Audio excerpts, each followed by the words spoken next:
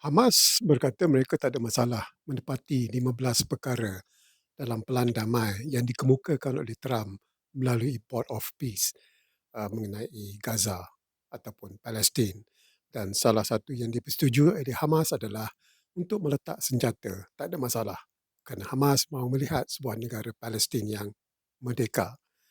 Dan bagi pihak Israel pula, Netanyahu terperangkap apabila Hamas berkata mereka bersetuju dengan pelan damai 15 perkara Trump itu. Kerana salah satu daripada syarat 15 perkara itu adalah tentera Israel, IDF, perlu berundur sepenuhnya daripada Gaza. Sekarang mereka menduduki hampir 60-65% daripada Gaza. Netanyahu kata selagi beliau menjadi Perdana Menteri, tidak akan wujud negara Palestin yang merdeka.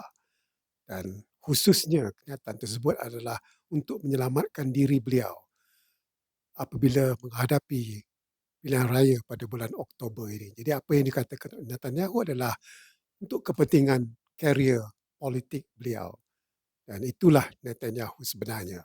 Dan kita tunggu apa kata Trump selepas ini. Selepas Netanyahu kata dia tak setuju dengan pelan damai Trump itu.